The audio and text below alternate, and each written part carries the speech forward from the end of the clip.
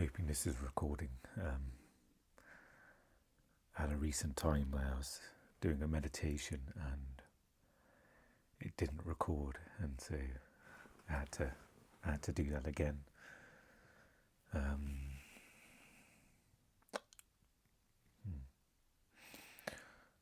was going to record just holding my phone and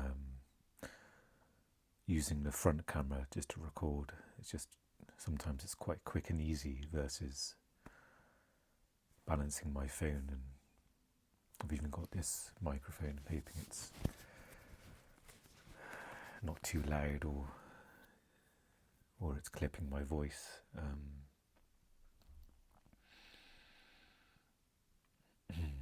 But I thought it's when I'm feeling like I am now, it's not nice looking at myself, and so yeah, it's useful turning my phone over and just doing the back camera.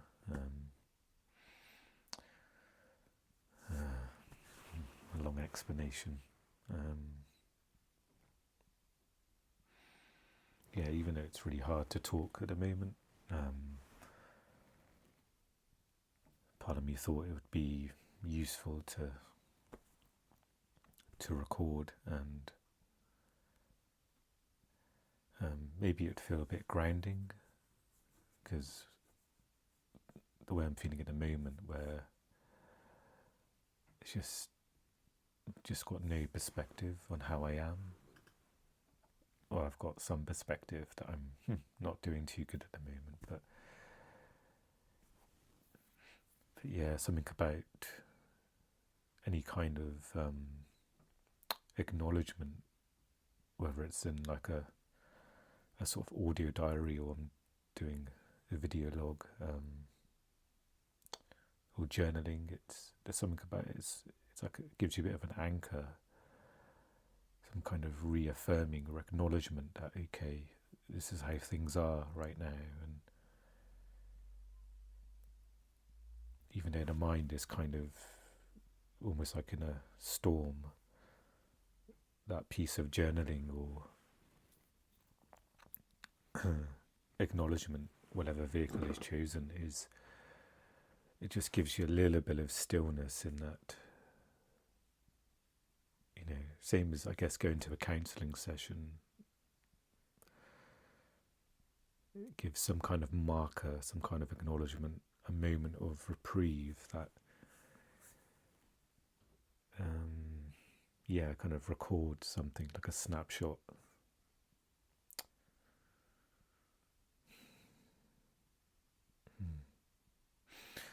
Yeah, I'm not sleeping too well at the moment, and I've had trouble sleeping for a long time.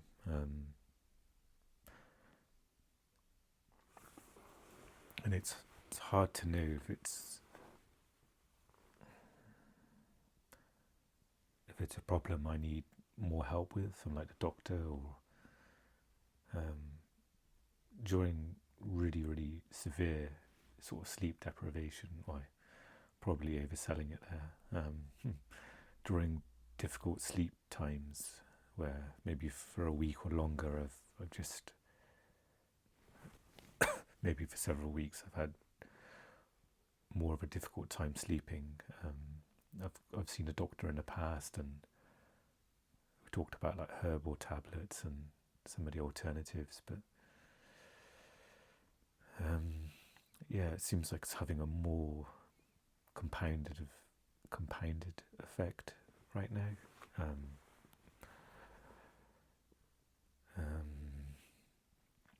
I'm feeling really sort of on edge, and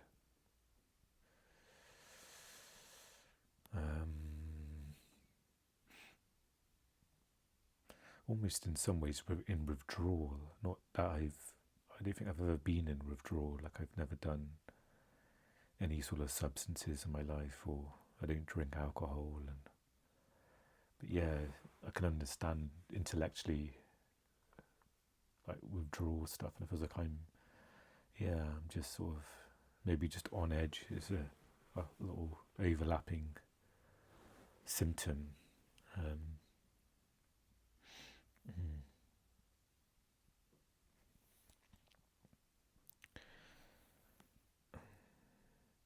It's really hard to know what I'm being affected with most as well, because I can list sort of symptoms and from like autism that are definitely more prevalent now as I'm trying to unmask and figure out when I'm masking. And that's maybe I'll talk a bit more about that in a second, but and then long COVID stuff, which is still very prevalent. Anxiety and depression, those symptoms which kind of interweave a little bit or overlap with other things. Then lack of sleep, especially, I think this last few weeks I've had really difficult sets of days of difficult sleep. And I'm really feeling that now. When I've woken up the last couple of days, it's just been really disorientated.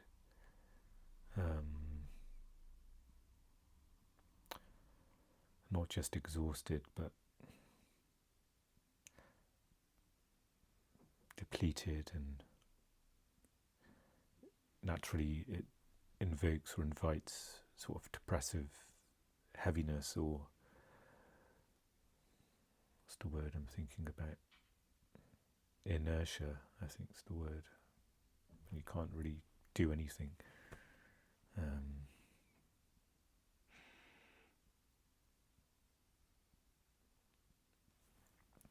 I wonder sometimes when dealing with mental health daily and all of the different textures and one thing's more than another, and I guess the weather systems mental health, especially when I'm dealing with so many different elements, like, I've just listed like 4 or 5 there, like autism, long COVID, anxiety, depression, sleep, and each of those have their own intensities, almost like an equalizer of music, so it's really hard to point to things each day, because it's really hard to know how much of one thing's affecting me more than another, or it's compounding other things, like I'm certain sleep is affecting me right now, but how much is that compounding each of the other things? And maybe it's not so important to know how much of that stuff, but maybe it's more important just to try and dial into what's needed right now, versus trying to intellectually, metrically have a measurement of, even though that part of me feels would be useful information to know, so I can almost self-medicate or address what's low at the moment or what's high.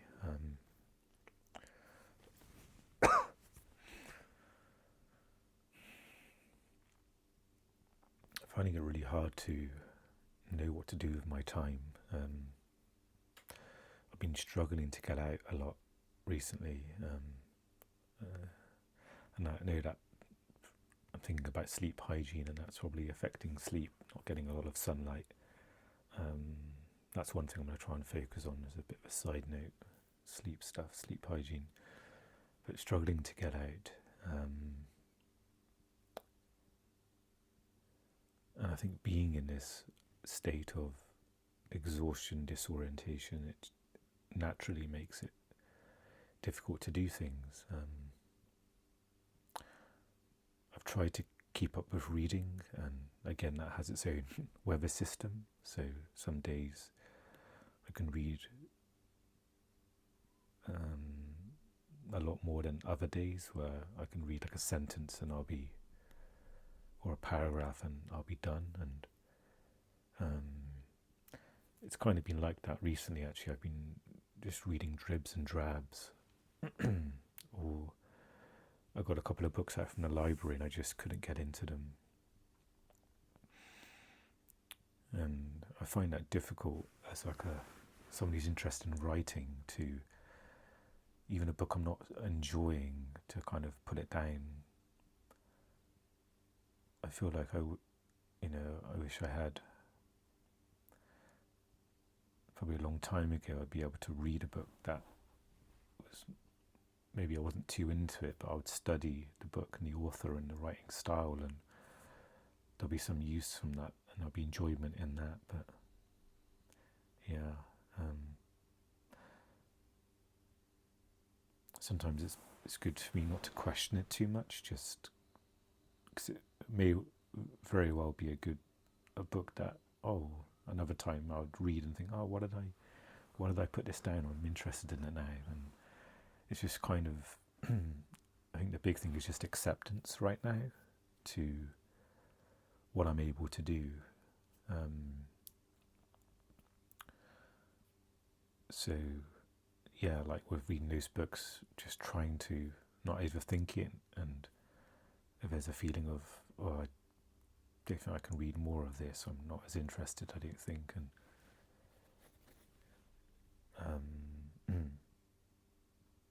it's really hard to tap into my feelings. I talked about this in counselling a couple of sessions ago. I came across a phrase or a definition in autism. I'm not sure if it's pronounced, but I'm pronouncing it this way: alexithymia. I'm either making it sound cooler than it is pronounced, or that is the pronunciation. But it's it's really hard to label and acknowledge and feel feelings.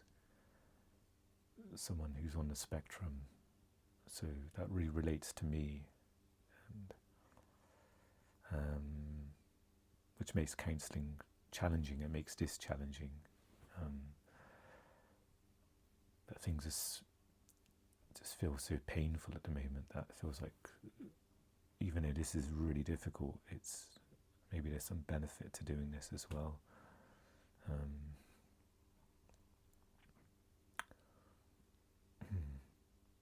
Yeah, so I was just talking about acceptance, and I'm reading a book right now. It's based on a film that I watched. The film is called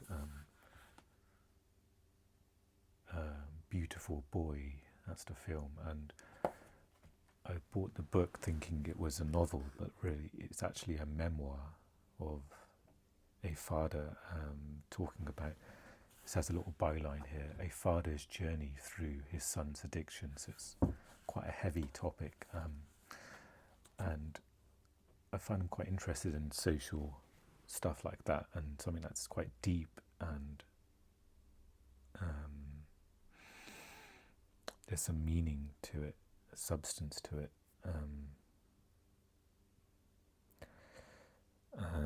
But it being a memoir and the way it's written, it's been really hard to read because it's quite packed with information, and the timeline moves quite quickly. Versus a novel, I'd imagine it will be just written in a different style. So it's finding this really hard to read, just because it's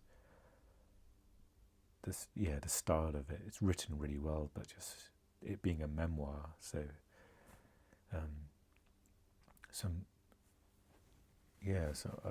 I'm reading, like, again, dribs and drabs. Like this morning I read a very small amount, then 20 minutes later I just picked the book back up and read again a really short bit of it, and just going back to acceptance. And the same with my writing as well. I'll be doing a little bit more writing on a novel that I'm working on, but again, it's like every few days or so it's doing a few sentences, and it's really painful, but I guess that's better than nothing,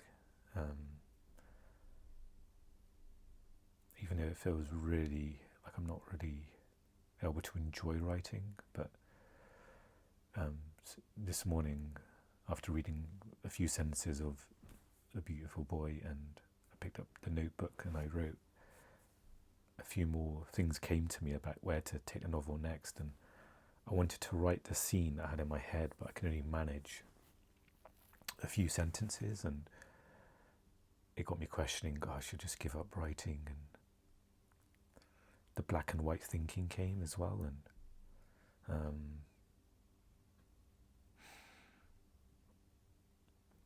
I just sort of talked to myself to say,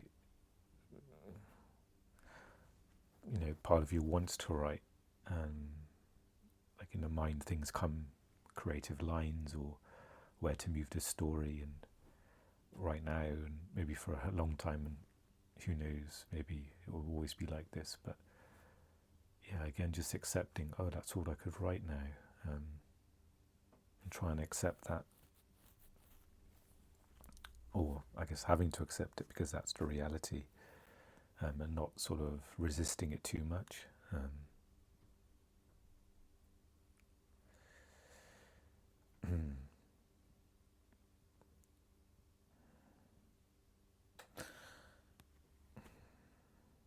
It's really hard to paint a picture of how things are right now, so I can use the words unstable and disorientation and things like that, but it just doesn't feel like it.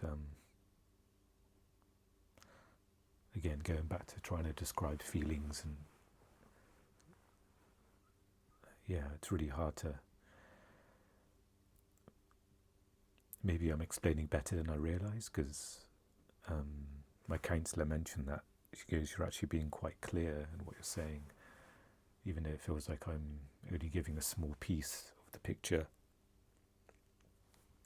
Maybe that's a frustrating thing as well. Like I'm trying to give this like detailed picture of what's going on with me, but I'm only able to explain little bits here and here, and those little bits may be clear, but I get a sense the whole picture, there's so much I'm not saying, and that's frustrating.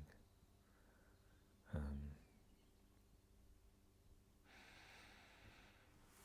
it's fair to say, like right now I'm feeling probably in a really difficult place, and maybe it's good to acknowledge that. I've got to go out in a little bit. I've made an arrangement to go out, so that will at least get me out today. I haven't been out for a couple of days. I'm trying to think if I went out Wednesday. I may have done.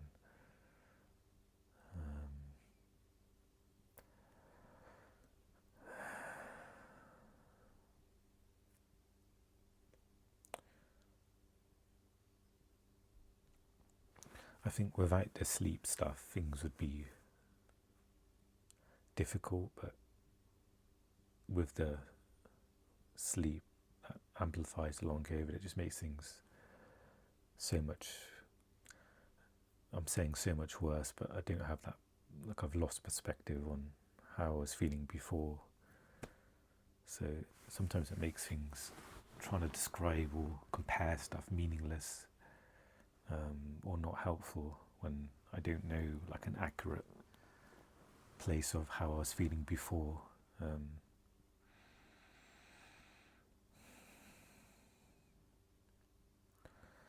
So I think overall just managing my time is just really difficult to do. Even like watching stuff, like right now I feel quite fragile, so I don't really want to watch anything that's too, that'll be too unpleasant, I guess. Whether it's too action packed or it's too loud, I guess, and the sense of not just volume, but what's being shown, I guess, as well. I was watching a series on Netflix when some of the scenes were like intense arguments between family members, and even though I could turn the volume down, it was still loud in a sense, like it's still intense, I guess is a better word.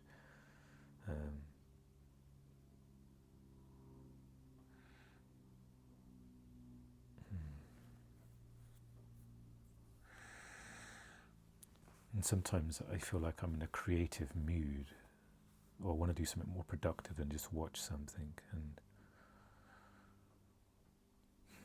it's probably what pushed me to record now, I guess. It's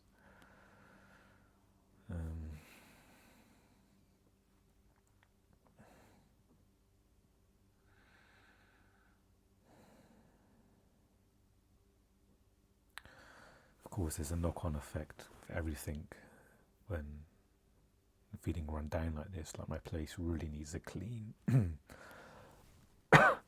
really needs a clean, and it doesn't feel nice when it's not clean right now. I don't know, it's so unpredictable what I'm able to do.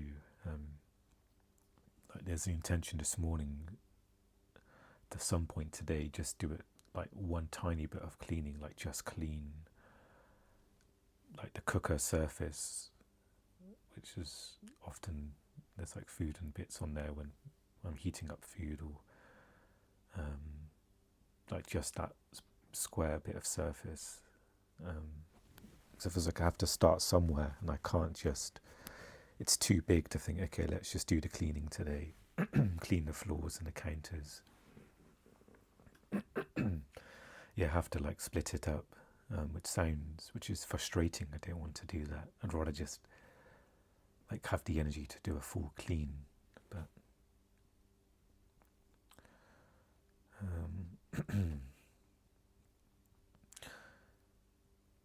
one thing my counsellor said, probably not saying it in verbatim, but she was implying that I'm being really hard on myself. And that's a common pattern. I think a lot of people are too hard on themselves. And so I'm looking at that now, thinking, okay, how can I not be hard on myself?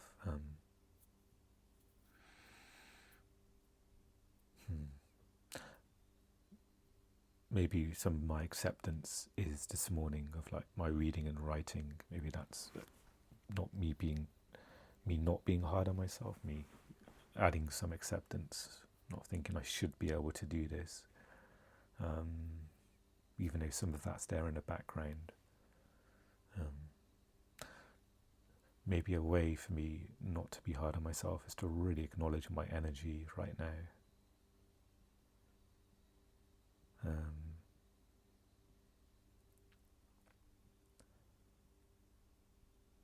So I'm sure I'll read more of the memoir later today, but really tune into, as soon as it gets difficult to read, acknowledge that, okay, is it healthy for me to continue reading and taxing the mind? Or so maybe just keep up my awareness with that.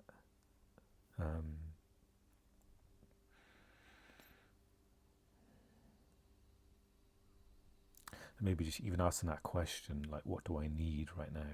Okay, maybe a question of how am I feeling, which is a difficult question because of what I said before.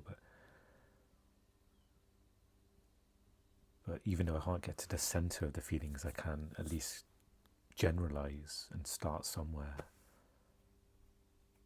So, for example, I could check in later and think, how am I feeling? I could say, okay, I don't know how I'm feeling, but what's close to something that I'm feeling. Okay, I can say I'm not feeling good right now, which is really vague, but it's a starting point, and maybe not good can be unpacked into something slightly less vague. And it's the same thing with the cleaning as well. Like, it's good to maybe start somewhere. I kind of phrase in my head, like, find the edge of something. So instead of like having a black and white thinking, I just don't know how I'm feeling, trying to find the edge of it, even though the edge may not be an accurate portrait of something, or it may just give a fragment of that, but it feels like it's better than nothing having that. And there's at least some acknowledgement there. So it's funny, as I'm saying this, I've forgotten already what I've just said, so I'm hoping it embeds subconsciously a little bit, and later on it will come up for me to ask those questions or be aware of that stuff.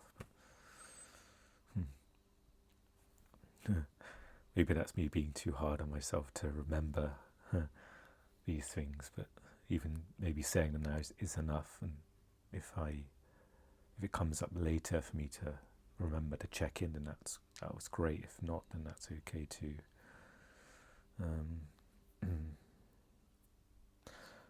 One thing I read, I'm also reading, I've gone back to dipping into reading a book about autism and unmasking it. So it's a book about unmasking it, and so it's a difficult read as well. I think non-fiction generally is a bit difficult for me to read. But I'm trying to read bits when I can. And one thing it said about autism is the root definition or the essence of that word is, I think it's isolation of self. And that's how I feel right now. I do feel quite isolated. And I was thinking the other day, like, am I just feeling really alone, or am I feeling lonely, or am I feeling both?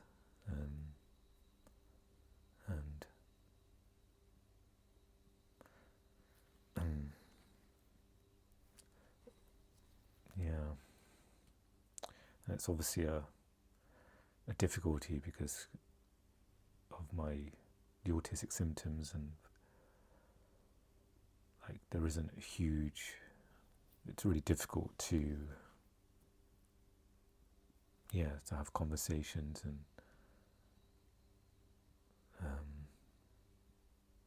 see people. It can be challenging.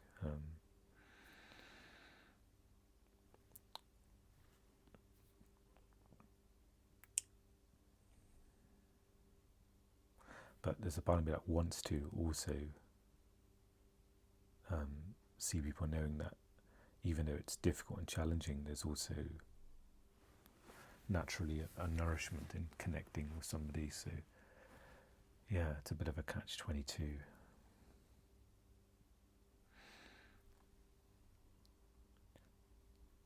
But yeah, isolation of self, that's...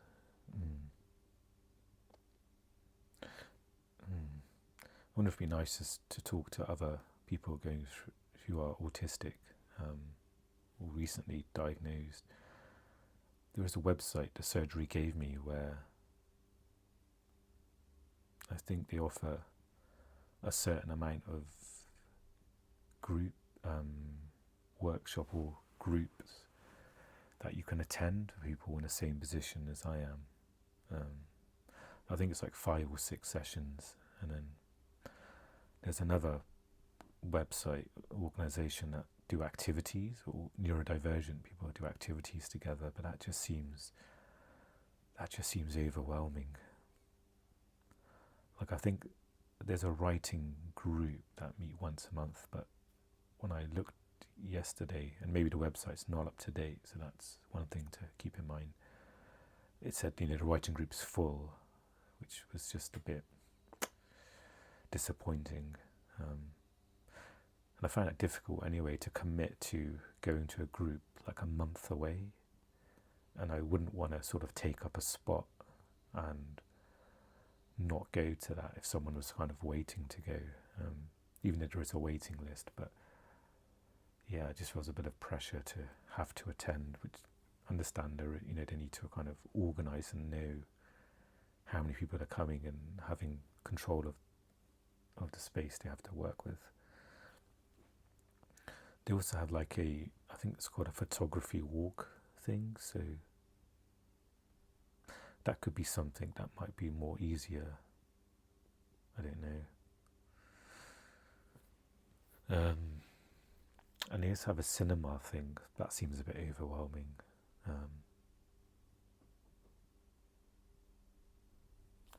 Yeah. It's really hard to measure how much to protect myself as well. Like, because some things you can do and you come out the other side and you feel like, oh, I'm glad I did that. That was actually not as bad as I thought it would be. Or, and I guess my mind is trying to protect myself from injury, from any more stuff that can knock me off, because I'm really maybe it's valid as well because I'm in such a place where I don't have much or any sort of buffer to absorb any more discomfort at the moment. So yeah, it's a really difficult, maybe something to talk through in counselling a bit more.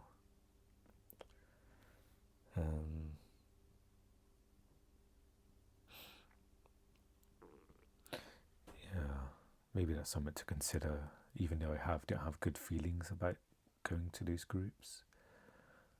But maybe it's worth trying one of them and seeing how it goes, and with with the knowledge that it could go really badly, and that's okay.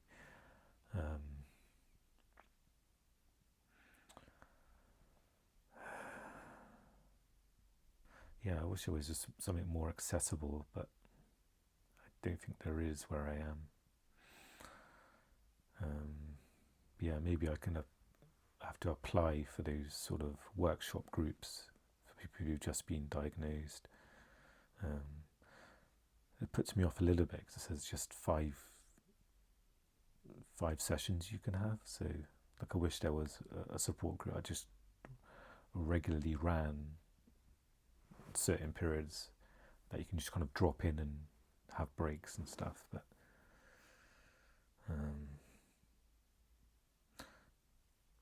so it doesn't feel like it's a huge amount of support there, but there is support, so I need to acknowledge that. But I'm just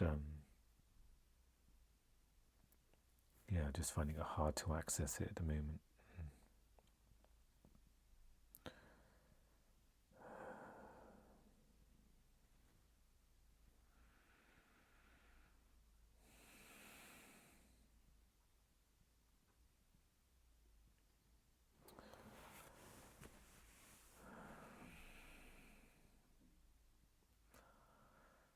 Okay, so before I end, maybe just going over what I've said. So definitely to focus on sleep hygiene more. There's some easy things.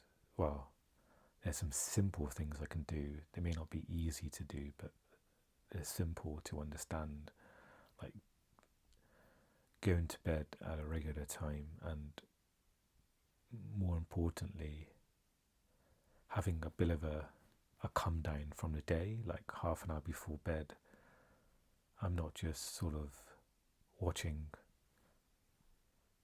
bouncing from YouTube video to YouTube video on this rabbit hole of different stuff. That half an hour before bed, I'm like listening to like ASMR or frequency music, something that's not stimulating, or reading. So that's something I could have in my mind. And then naturally with that, I can lower the lights as well. So I think that on its own will be a big help. And that will help get up at a certain time in the morning. And maybe I can have an intention of when I'm able to try and get out in the morning for a walk. The exercise would help with sleeping and getting rid of energy, so that I have less energy in the evenings, and then the morning light as well. But part of me feels that I can't control that fully, like depending on how I'm feeling to get outside. But the evening bedtime stuff, that's a good place to start. I think maybe I can just focus on that for the moment, and things will kind of build off of that, perhaps. And